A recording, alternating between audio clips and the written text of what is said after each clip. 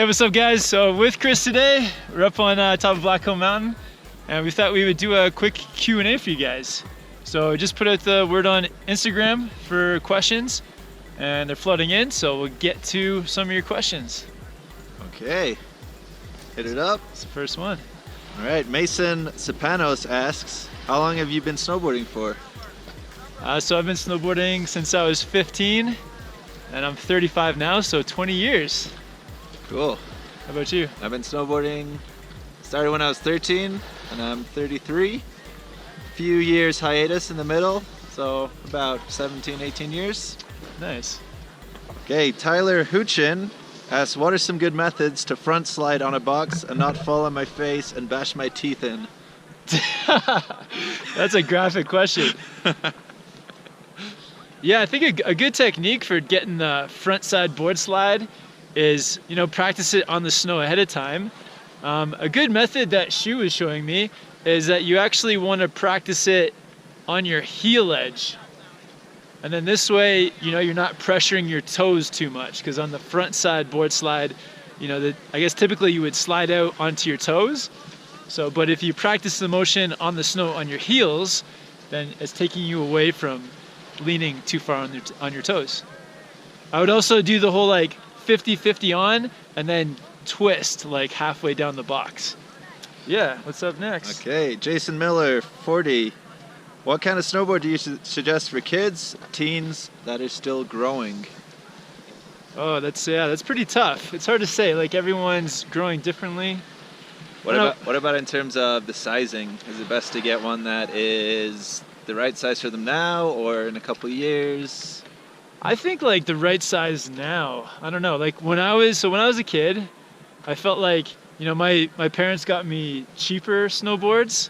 So then if I did outgrow them, I could either just give them away or sell them. So I don't know. I'd get the board that's the right size for you. If you're still growing, but then maybe just get a cheaper board. Maybe get a used board or a board off of a friend or somebody else who's outgrowing their stuff.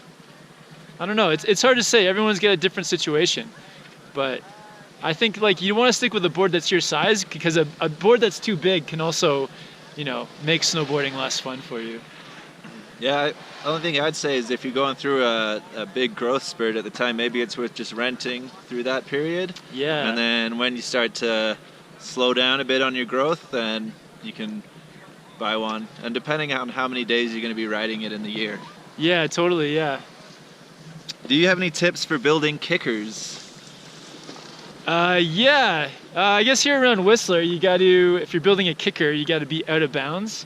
So maybe that's the first tip. Build it in some place where you're allowed to. And then, kind of match the takeoff to the slope so that, you're building it, properly. So there's a nice, if you got a steep landing, then you can have the takeoff a bit steeper. And I don't know. Oh, width is important. If you're going if you want to do any spinning kind of tricks, then you want to build the takeoff a bit wider. Cool. Noah Cartwright asks, whenever I do a 360, I always tend to lean back and crash. How do I fix this issue?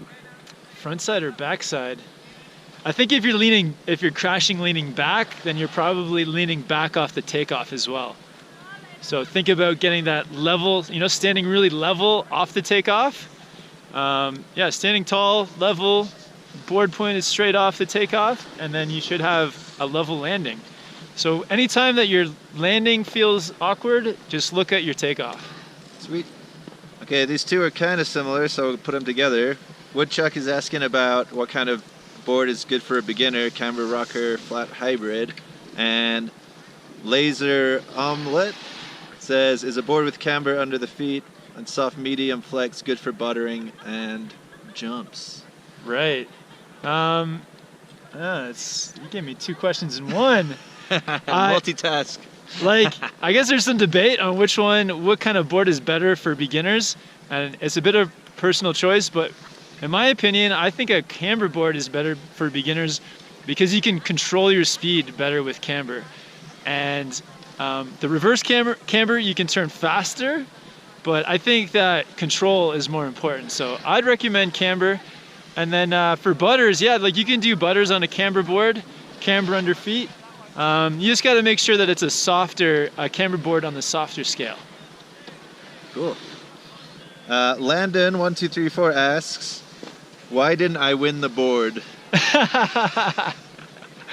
I'm sorry, man.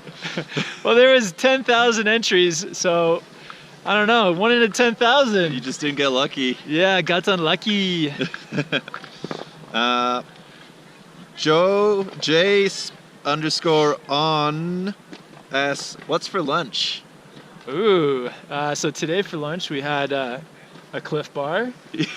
We kind of skipped lunch today, but we're gonna go down and we're gonna grab some food after this, and I think like a veggie burger is in store. How about you, Chris? Yeah, something like that. Okay, we got Sam Griffith asks, what video editing software do you use? So when I started, I was using like the Windows Media, the free like Windows editor. I can't remember what it's called right now, but now I'm using Adobe Premiere. I guess it's called CC. Yeah, Adobe Premiere. But yeah, I think it's an awesome editor. You just have to learn all those little steps along the way that make editing easy. And yeah, I think it costs like $20 a month, but to me, it's worth it. It's pretty cool. All right, Jens_JV says, when can we see your hair? Ooh. People want to see your hair, Kevin. All right, I'm gonna get first I'm gonna get a haircut. I'll get some gel and get it looking good for you guys, and I'll get a photo up on Instagram sometime soon. Okay. How about Chris's hair? He's got like a beautiful head of... Nobody wants to see that. When the question comes in, maybe. Thick, luscious ginger hair.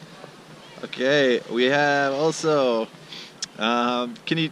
No, that's not really kind of a question. Can you do a tutorial on how to sharpen tune your edges? I don't know. I don't really sharpen and tune my edges. I kind of just like leave them how they are. Just because of doing rails and boxes, I'm not too concerned about my edges, but I've always just taken my board in to get that kind of tuning done. I think if I wax my own board, but I kind of just leave the edges. Cool. Jord Yap asks, have you ever been to the Netherlands? I have, yeah. I was in Amsterdam maybe 10 years ago. What were you doing in Amsterdam, Kevin? I was just checking out the city, doing a tour. It's a pretty crazy place. You're raising your voice at the end of your sentences. That means you're lying. It's a very interesting city. Okay. Would you ever do a trip to another country for snowboarding? Asks SmittyBoy6. Ooh, yeah. Well, last year I did a few trips down to the States. Love going to Oregon. They have 2 places there. They've got Mount Hood for summertime riding, and then Mount Bachelor, which is a bit further south. And then places that I would like to go, maybe in the summertime, it'd be really cool to go to Chile or Argentina, go snowboarding down there. Japan for powder snowboarding. Yeah, that'd be sweet. Would be your dream destination. Yeah. Japan? I think so. The culture and the snowboarding. Yeah. That would be awesome. It would be really cool. Captain Shreds, or CTP Shred says, you should give me a shout out, and what is your favorite color? Ooh, shout out to CPT Shreds. And my favorite color, I guess when I don't really have one now, but my favorite color as a kid was purple. How about yours? It went through phases, but purple was in there for a while, and then like a nice green, and also that that really kind of bright blue. I like that one too. Sick. All right, we'll do one more question. Okay, we'll get technical on this one. What's your best tip for someone who's starting out on small jumps, boxes, and rails? Watch his videos.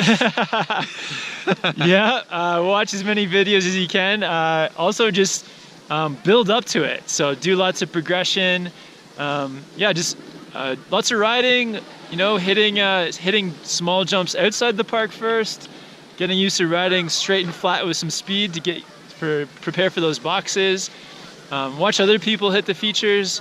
And yeah, I would say do all the preparation beforehand and then start on the easiest feature possible. So I think there's a saying, it's like maximum effort on the easiest feature. So with the less consequence. And then, yeah, so you want to keep yourself healthy so that you can just progress slowly, but in a safe way. And I think that's the best way. And the only thing I would have to add is just getting real comfortable with all the bits leading up to the jump, the features, and all the bits afterwards. So getting comfortable with the speed, with the turning in, out, knowing the terrain, what it's like. Yeah. So then when you're doing the actual feature, you're not thinking about all the other stuff. You can really focus on what you're doing. Yeah. Going through just looking at everything first, get that mental image. And then final one from another one. The guy. The last one was supposed to be the last one. The guy standing next to you. My fingers are freezing. Can I stop holding this iPhone? Yes. Okay. Awesome. All right, thanks, Chris. Thanks, guys, for all your questions. I'm gonna get Chris to take off his gloves again, and we're gonna continue the Q&A. I can hold the phone. We'll continue the Q&A on Patreon. So if you want to check out the Patreon exclusive Q&A, I'll put a link to my Patreon right here. And yeah, Patreon's an awesome way if you want to help support the channel and the content, and also get exclusive just access to more one-on-one. We can, guarantee to answer your questions if you leave them on Patreon. So thanks for watching, guys. Thanks, Chris. Keep those questions coming. We'll see you guys soon. Safe riding. See ya. Peace.